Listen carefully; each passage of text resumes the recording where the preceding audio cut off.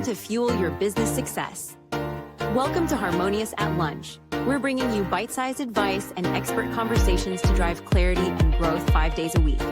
Make sure you join our Facebook group at humanoff.com/lunch, where listeners like you and our guests hang out so we can find harmony in business together.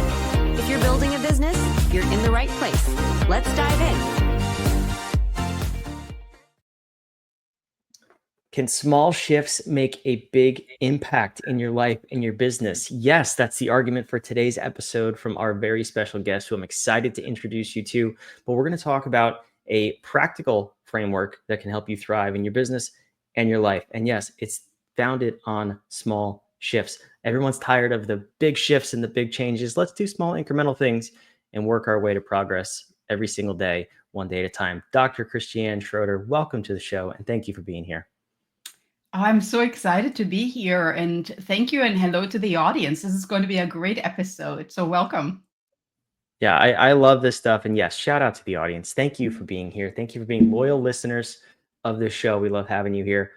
I love this topic because I think there's so many misconceptions about how to improve your life and make these changes. And you could read diet books and it says you have to go all in and just throw away everything in your cabinet. I know we're not specifically talking about diet today, but it seems like it's like all in or you're just a loser for the rest of your life. So I love that you say there's small shifts can have big results. I'm a firm believer in that. So why don't you kind of give me and the audience an introduction? When you say small shifts, big results, what are we really talking about here for ourselves and for our business? Well, mostly, really, if we think about our most precious resource, it's time. So we all have 24 hours in a day, and there is always work, right? There's always work. You can fill your day to your calendar to the brims with meetings, with schedules, with deadlines. The one thing is, if you just enter, let's say, a 15-minute block to take care of yourself, and let's just call that 15-minute block wellness block. You could even give it a fun color, like a light blue or something.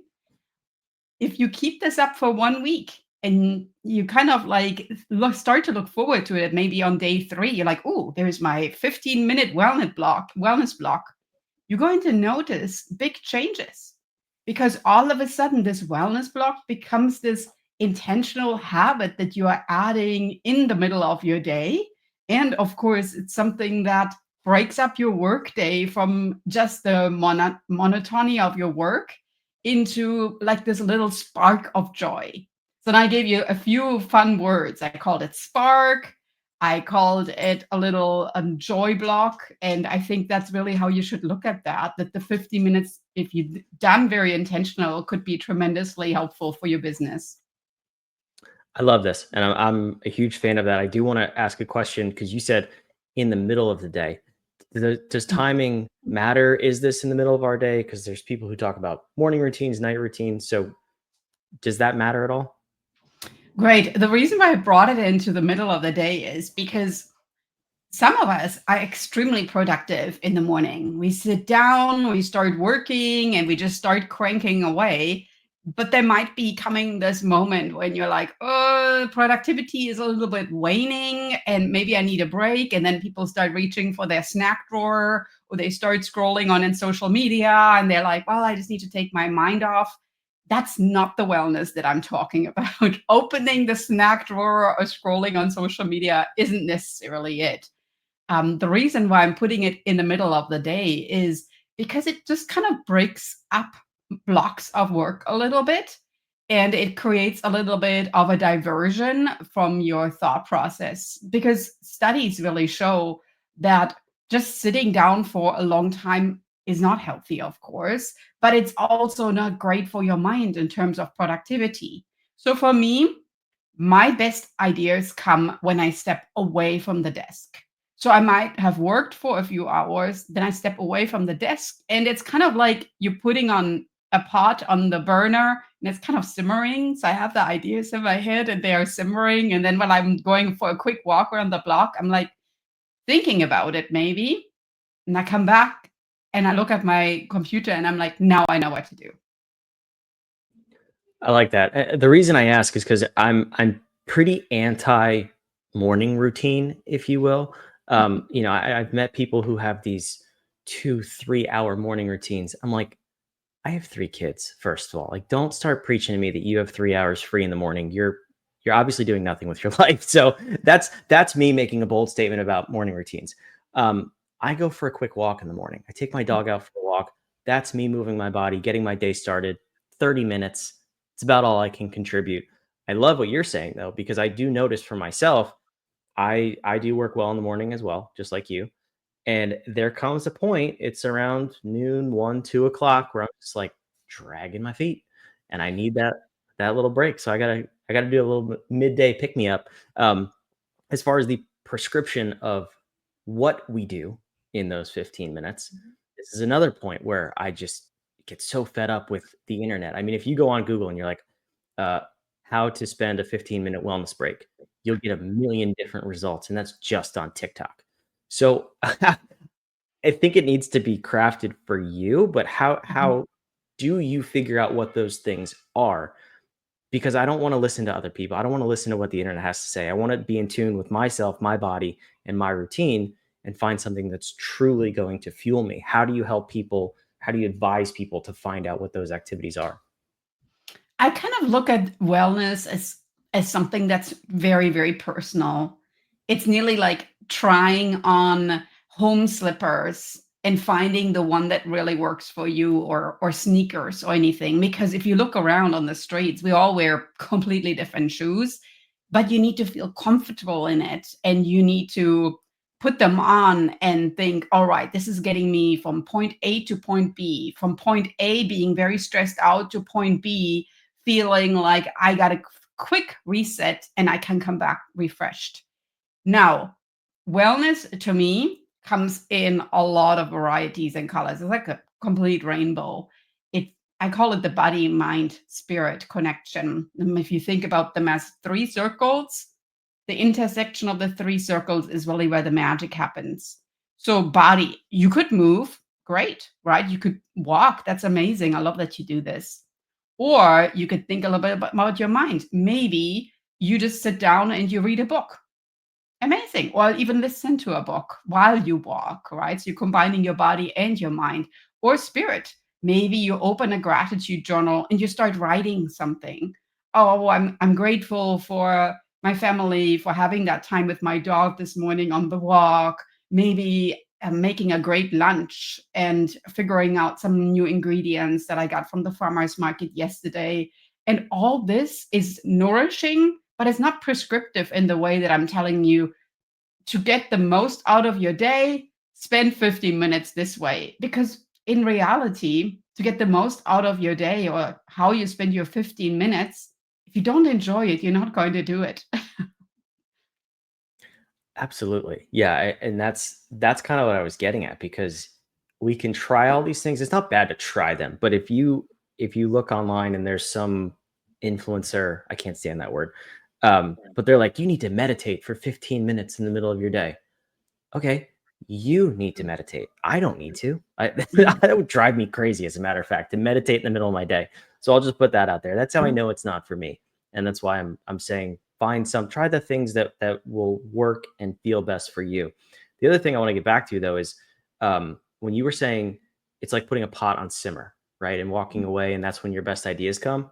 Mhm. We've all heard of the shower thoughts, the shower ideas, and that is where our best ideas come from. How do we really set our minds up for success in those moments? Because really asking about is, you can have chaos going on in your workplace, right? You can have 4 different monitors, like I do. I will admit I have a monitor problem. So you can have a lot of things going on, and then when you step away, you're really not productive because your mind just needs to like check out. Mhm. Versus intentionally, and I don't know if you have a process for this. That's what I'm trying to ask, is intentionally setting up maybe a journaling practice or a checklist to go through to get your mind in place to simmer effectively, so you're cooking the thing you want to cook. Does that make Mhm. sense? Like, how do you set Completely. yourself up to really have your mind solve that problem or come up with that idea in a focused manner while you step away. I love it. Yeah. I actually there's a word that I frequently use with my clients, and I call it productive procrastination. To where sometimes we feel our minds are in this loop to where you're doing stuff and you're thinking about things, but in reality, you're not really thinking about the problem. You're just kind of looping around, you're procrastinating and really getting to the problem at hand. So, what helps me is 4 simple steps, right? First, I simplify the problem. It's like, what do I really need to solve? So that's my S right there, simplify the problem. Secondly, I tell others, because alone by verbalizing what I want to do, it already helps me put the problem out there. And sometimes you'll be surprised, even if you tell your children, so I'm trying to do this thing. And they say, well, I've seen that here, or mommy, why don't you do that? All of a sudden it's like, well, I guess I was overthinking this, right? It's amazing how children just kind of like sometimes like, all right, well, I guess that was much easier than what I thought. So I'll break say down on the that problem. too, if you can't describe your problem so your kids understand it, you don't fully understand what the problem is yourself. And that, I mean, my kids are, I have 6, 4, and 3, right? So I really need to dumb it down, which is also my intellectual level. So it kind of fits perfectly. If you have older kids, though, same thing. I mean, if your children can't understand the problem, maybe keep working on that first step of understanding what that really is. So I apologize, Dr. Christiane, for No, I interrupting, think but this that is is such a good perfect. point. Yeah, and actually it brings up a couple of things too, that children have the ability to think more playful, and they think of the problem as something that could be enjoyable. And you're thinking, when I say problem, it always sounds like stressful and negative. So sometimes when you verbalize it, they're like, oh, that sounds kind of fun. And you're like, yeah, in reality, I guess this is fun. All right, sure, let's do it. So yeah, S for simplify the problem, break it down into small steps. T, tell others about it. E, examine what works and what feels good, right? So if you have a problem and you're like, well, I mean, I need to do this, but I need to do that. And all of a sudden, I'm like, well, I'm actually kind of really good in doing this. So maybe I don't even worry about that because I already know how to do this. So let's not overcomplicate this right here. And then lastly, praise progress. That's so important, especially if you told your kids and your family and your friends about it. They might actually come in and ask you at the evening at dinner time. We call it dinner downloads. Dinner downloads. We talk about our day and what worked really well. And that's when we give ourselves like high fives, or we even talk about what didn't work well. And, that's great too. It's a download. And then you tell them, all right, so tried this today. No, it didn't really work. But then I tried this because I kind of knew how to do this. And actually, that did work.